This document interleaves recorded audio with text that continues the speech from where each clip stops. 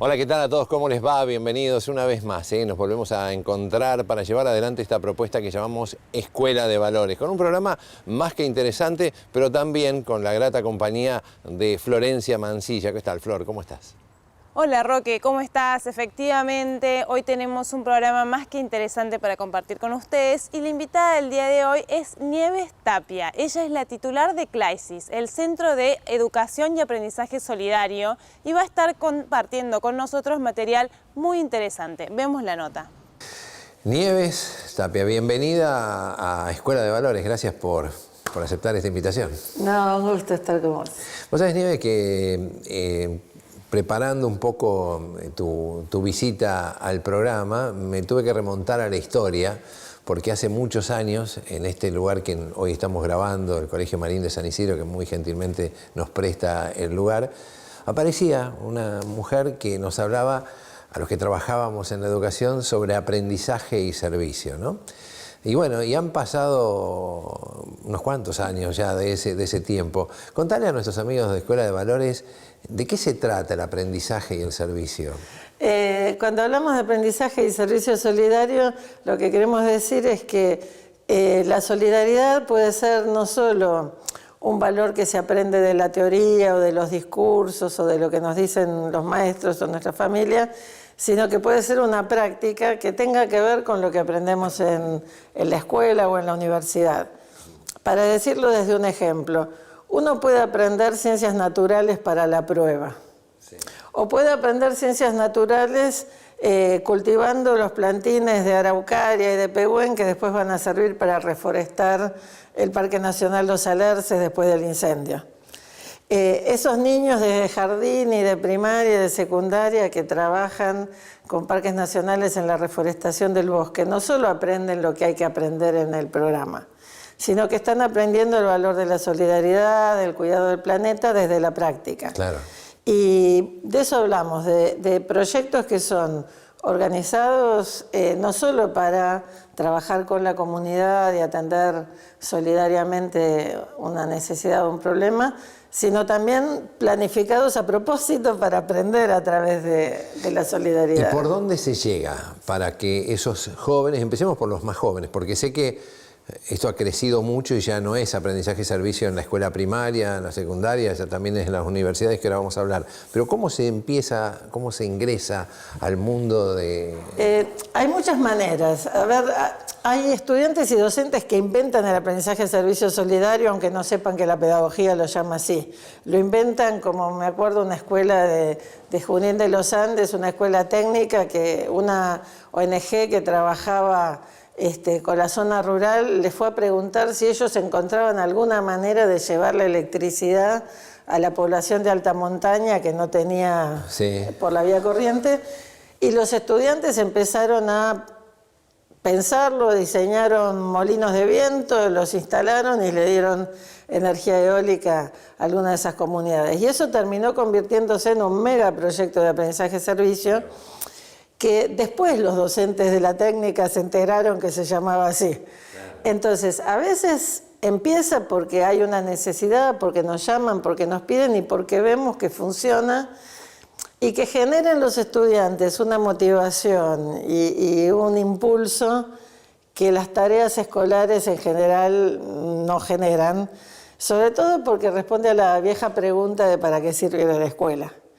Y en estos proyectos los chicos se dan cuenta que son capaces de hacer cosas que no se imaginaban y que aunque sean chicos pueden contribuir a su comunidad. Vos sabés que nosotros en la Escuela de Valores y en lo personal llevamos adelante algún proyecto educativo, uno que se llama Hagamos la Campaña, que tiene como concepto utilizar las redes y demás para viralizar conciencia. Utilizamos ese término. Y el secreto que descubrimos en estos años de trabajo fue poner a los chicos como protagonistas. Exactamente. A ver, a veces surge espontáneamente, a veces hay que aprender cómo se hace para hacerlo bien, y hay muchísimos manuales, en nuestra página web hay muchísimo material que se puede descargar gratuito, pero siempre lo que decimos es que hay tres componentes que vuelven como mágico al aprendizaje de servicio. La actividad solidaria, el protagonismo de los chicos, por más chiquitos o especiales o lo que sean, y el acompañamiento de los educadores para que esa experiencia solidaria sea realmente una experiencia educativa, que no sea un activismo ingenuo, que no sea un hacer por hacer, sino que sea una acción solidaria a través de la cual también se crece, se aprende. Y no es necesario que sea curricular, digo, porque lo más sencillo, lo mejor debe ser cuando sale de la espontaneidad, digo, desde la escuela. A ver, hay campañas que surgen espontáneamente, pero en realidad nosotros lo que alentamos es a que se pueda articular todo, que no esté por un lado la materia y por otro lado el voluntariado. Porque haciendo sinergia, juntando las dos cosas, es cuando los estudiantes no solo se motivan para ser solidarios, sino que también se motivan para aprender. Y esto en muchas escuelas es una herramienta muy poderosa de inclusión. Hay escuelas que tenían tremenda deserción escolar, escuelas públicas en zonas de periferia, que porque empezaron a hacer proyectos de aprendizaje y servicio solidario, de golpe los chicos les empezaba a interesar ir a la escuela. Una directora me decía, descubrimos que los miércoles no teníamos ningún ausentismo, hasta que nos dimos cuenta que los miércoles era el día que hacíamos el proyecto solidario. Y que en ese proyecto solidario, contame algunas experiencias. ¿Qué es lo que se puede hacer o lo que hacen? Mira, lo lindo es que como cada comunidad y cada escuela es un mundo, hay proyectos de lo más diversos, desde escuelas que hacen campañas de promoción de la lectura y que en un barrio sin biblioteca montaron una biblioteca ambulante en un carrito que va recorriendo las organizaciones comunitarias del barrio, estudiantes de escuelas técnicas que a la hora del taller construyen sillas de ruedas para discapacitados sin recursos, escuelas que investigaron sobre la calidad del agua y descubrieron que el agua de su ciudad estaba contaminada, de su pueblito en Santa Fe estaba contaminada con arsénico. Hicieron toda una campaña para convencer a sus vecinos y a sus autoridades para poner una planta potabilizadora. Chicos de Bariloche que hicieron toda una investigación sobre una cañada que era un centro de vida nativa, de flora nativa y de fauna nativa y que se estaba deteriorando.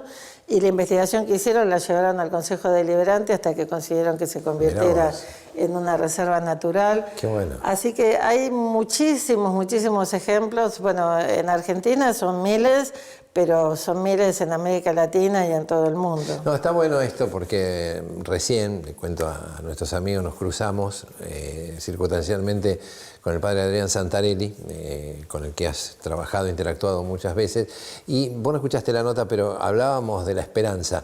Qué bueno cuando existe la esperanza de poder salir, ¿no? Esto que hoy la familia en el mundo, pero hablando de nuestro país, que es donde se ve este programa en todo el país, un programa federal por suerte, muchos estamos tristes o desesperanzados, ¿no?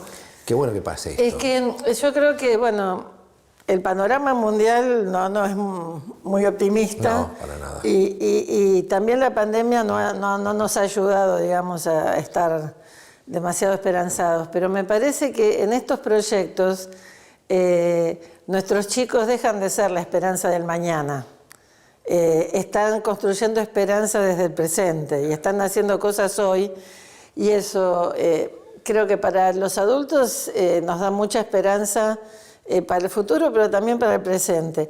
Y yo creo que para los chicos es muy importante saber, desde su propia experiencia, que no todo está perdido, que siempre hay algo que se puede hacer, que siempre hay algo que se puede cambiar, pero que para que las cosas cambien hace falta algo más que un clic.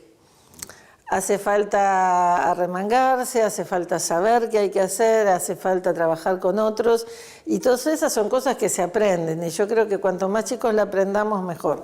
Claro, yo me imagino esto que estás contando vos como algo natural, lo que es el testimonio, porque 20 años no es nada, pero es mucho, que es lo que ha pasado o más de que vos estás trabajando. Pero seguramente muchos de esos chicos que empezaron en aquel momento, hoy son líderes o generadores. Es que, mira, me pasó uno de los últimos viajes que hice antes de la pandemia, fue a Mendoza, que había un mega encuentro de estudiantes solidarios. En Mendoza la provincia ha puesto como parte del programa para la secundaria que todas las secundarias de la provincia tienen que tener al menos un proyecto de aprendizaje-servicio. Y entonces hacían como una feria mostrando los proyectos y me encuentro con una escuela que fue una de las primeras escuelas que yo conocí que hacía aprendizaje-servicio, la Escuela Española de Mendoza. Y yo era muy amiga del docente que empezó el proyecto y que falleció de cáncer hace unos años. Y me acerco, me alegra ver que esa escuela seguía haciendo aprendizaje-servicio y me encuentro con el docente que había sido alumno de Carlos y había sido protagonista del primer proyecto solidario de la escuela. Y ahora estaba con sus alumnos, habían inventado, es una escuela con especialidad en electrónica, habían inventado un juego para los ancianos del geriátrico para que hicieran juegos de memoria, que era una maravilla y que a mí me dio también esta esperanza de que bueno, la siembra va dando fruto. Exacto. Vos sabés que, ahora que hablabas de este docente, de aquel tiempo y de trabajo, ¿cómo se llevan ustedes en general con las nuevas tecnologías? Digo, porque... Bueno, es que, mira, CLAIS empezó en el 2002, nuestro Centro Latinoamericano de Aprendizaje y Servicio Solidario lo fundamos en mitad de la crisis del 2002, de los cacerolazos, bueno, era casi un sueño. En ese momento había ya algunas escuelas que utilizaban las nuevas tecnologías, pero con el paso de los años esto se ha ido profundizando y yo creo que la pandemia fue un gran desafío. De hecho, cuando empezó la cuarentena, nosotros nos preguntábamos, ¿se podrá seguir haciendo aprendizaje-servicio durante la pandemia? Y entonces colgamos la pregunta en nuestro sitio web con un mapa y dijimos, si ustedes siguen haciendo aprendizaje-servicio, márquenlo en el mapa. Y fue impresionante porque floreció el mapa. Qué bárbaro. Y entonces aparecieron escuelas en donde los chicos estaban haciendo videomensajes y usaban las herramientas tecnológicas. Me acuerdo una escuela primaria que había organizado un programa de televisión por YouTube para que las familias pudieran participar de los actos patrios y cada grado organizaba los contenidos para que también desde las casas se pudiera participar. Muchísimos proyectos. Mira, una escuela de Salta que la escuela acababa de recibir las impresoras 3D y se vino la pandemia. En Metán, el hospital al inicio de la pandemia estaba como todos los hospitales desbordado. Y entonces los chicos de cuarto año, el Club de Ciencias se propuso ofrecerles máscaras seguras a los médicos y personal de salud de su ciudad. Y entonces investigaron en internet, diseñaron, se compartían por mail, la profesora los acompañaba y después llevó a la impresora 3D y les imprimieron unas máscaras súper seguras para todo el personal de salud. O sea que las nuevas tecnologías realmente son también un enorme camino en este sentido. Y hoy están, decías, a nivel mundial. ¿Nombraste algunos lugares que...? Es que, mira, nosotros empezamos pensando en trabajar para Argentina y América Latina, pero la movida latinoamericana les empezó a interesar en otros países y entonces, bueno, nos llamaron de España, nos llamaron de Italia, nos llamaron de África y en este momento estamos haciendo un programa mundial con instituciones de educación superior que tenemos nodos en todos los continentes y entonces, por ejemplo, en este momento una de las del equipo está volviendo de la India, de visitar una universidad que está haciendo proyectos maravillosos en la India, sobre todo en temas de salud, pero estamos trabajando con experiencias en Filipinas, en Taiwán, en Europa Oriental, por ejemplo, en países que han estado tantos años en guerra, como Bosnia-Herzegovina, como Kosovo, y que ahora las nuevas generaciones están haciendo estos proyectos solidarios también como una manera de formarse para la democracia. ¿Sabes, Nieves, que bueno, esto se llama televisión y me están haciendo que se nos va el tiempo, pero digo, me pone muy feliz esto de que hayan pasado más de 20 años que nos hemos encontrado, que nos hemos visto, que te he presentado en alguna actividad, digo, verte con el mismo entusiasmo que en aquel momento y haber crecido exponencialmente de una manera tan significativa. ¿Cómo repercute en vos toda esta historia, esta trayectoria? Para mí es muy impresionante porque de alguna manera uno es espectador de todo lo que crece. A mí me pone contenta que cuando teníamos 15, 20 años y teníamos grandes ideales, en algún momento decíamos, ojalá que cuando seamos grandes no tengamos que arrepentirnos de haber traicionado nuestros ideales de jóvenes. Y me parece que somos muchos los que hemos seguido aprendiendo de la solidaridad y hemos seguido cultivando estos valores. Y la verdad, mirando para atrás, es una... No nos habremos hecho ricos, pero es una gran manera de vivir. Aparte dijiste una gran verdad, somos muchos. Somos muchos. Lo que pasa es que a veces son esas mayorías muy silenciosas que trabajan así de a poquito todos los días y no hacen el ruido de otros que son pocos. Yo siempre digo que, y agradezco estos espacios porque a veces para que una escuela salga en las noticias tienen que haber llevado un cuchillo o haberse agarrado de los pelos en la vereda. Y toda esta masa silenciosa de estudiantes que son por lo menos 1/3 de las escuelas argentinas, parece invisible, así que gracias por hacerlo visible. No, gracias a vos. ¿Cómo se comunica la gente con ustedes? Porque seguramente pueden visitar nuestra página web que es clay.org y a través de la página se pueden conectar con nosotros, recibir nuestro boletín, donar para acompañar a alguna de las escuelas solidarias y pueden... también, si les interesa, descargar materiales para saber cómo hacer sus propios proyectos. Nieves, gracias de verdad por lo que haces, gracias por habernos acompañado y sabés que la puerta de Escuela de Valores está abierta, ¿sí? Muchísimas gracias. No, gracias a vos.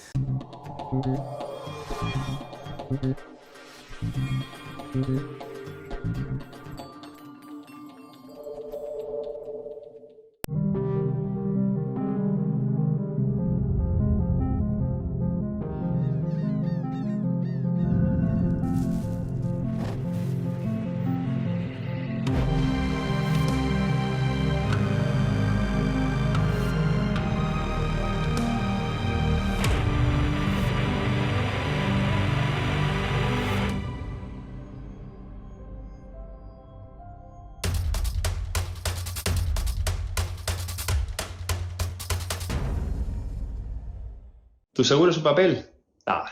Mejor elegí tener tu póliza digital. Sumate con la Segunda Seguros a la generación sustentable.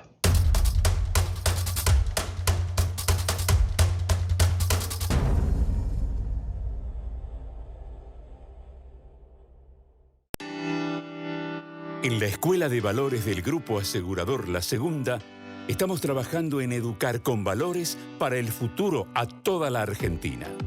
Es un sueño grande, pero posible gracias a la cantidad de personas que estamos descubriendo que viven con valores en el país. Conocelas en www.laescueladevalores.com.ar y sumate. La Argentina sos vos.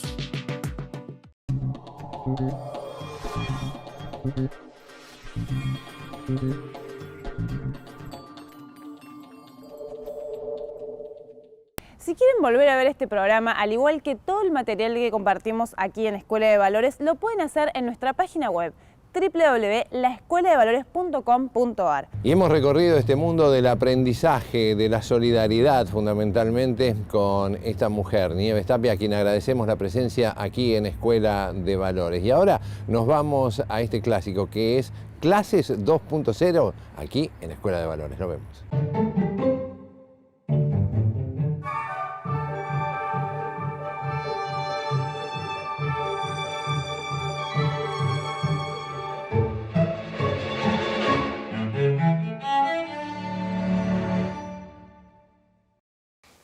Clase 4, valores para construir el mundo que viene. La pandemia puso al mundo en pausa puso al mundo a reflexionar acerca de cómo estábamos viviendo, cómo estábamos consumiendo, cómo estábamos trabajando. Y hay mucho gurú, mucha conversación y discusión en las redes sociales que dicen que el mundo post-pandemia va a ser mucho más empático, más cooperativo, más solidario. ¿Pero necesariamente va a ser así? Hay un pensador muy interesante y es un emprendedor social gigantesco que se llama Muhammad Yunus, creador del Banco Grameen por los años 80. El Banco Grameen fue el primer banco creado para dar microcréditos a la gente más pobre del mundo, en particular a las mujeres en India. Y por esa labor en 2006 recibió el Premio Nobel de la Paz. Y uno decía que la pandemia le propone al mundo, le ha propuesto al mundo una pregunta extraordinaria, que tiene que ver con, ¿vamos a reconstruir el mundo que quedó destruido por la pandemia o vamos a rediseñarlo? Y Yunus se inclina por el rediseño. ¿Por qué? Porque dice, lo cierto es que el mundo prepandemia era depredador de la naturaleza, depredador de los vínculos entre las personas, depredador políticamente entre países. Entonces, si lo que queremos es construir un mundo mejor, necesitamos rediseñarlo. Entonces, la pregunta es, ¿con qué valores, porque son los valores los que impulsan las acciones, voy a salir nuevamente al mundo cuando pueda salir para hacer el cambio que espero? Es una frase de Gandhi. Necesitamos ser el cambio que queremos ver. Este tiempo de reflexión, este tiempo interno, para mí es fundamental para que cada uno pueda decir, bueno, ¿en qué aspectos necesito yo rediseño? ¿En qué aspectos necesito yo repensar mi manera de consumir, mi manera de vincularme, mi manera de trabajar? Efectivamente, ¿soy empática, solidaria y cooperativa? ¿O hay maneras más extendidas para que yo pueda aparecer en el mundo de esta manera? Lo cierto es que yo tengo dos círculos. Tengo un círculo de preocupación, que son todas aquellas cosas que me preocupan. Me voy a enfermar, voy a seguir teniendo trabajo, etc. Pero es un círculo en el que yo tengo poco poder o ninguno. Y hay otro círculo en el que yo soy poderosa, que es mi círculo de influencia. Es aquel círculo que puede ser más pequeño o más grande, en donde mis acciones tienen un impacto. Y yo creo que mis valores y mis acciones siempre impactan, aunque sea en mi metro cuadrado. Entonces, la pregunta es, ¿voy a reconstruir o voy a rediseñarme después de la pandemia? Porque depende de cómo yo responda a esa pregunta, voy a actuar en el mundo.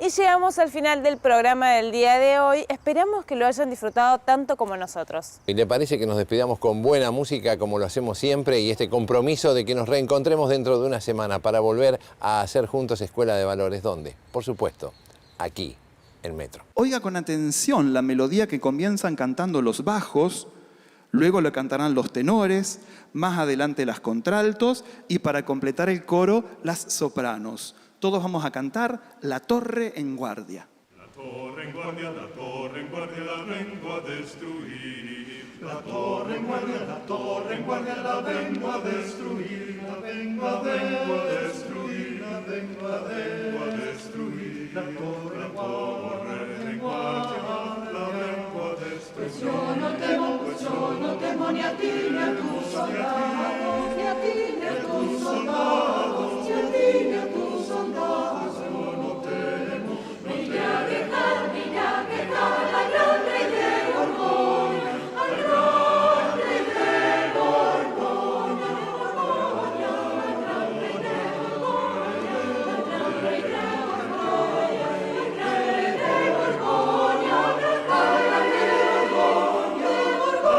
de Borgoña, al gran rey de Borgoña, mi señor rey, me postro a vuestros pies, mi señor,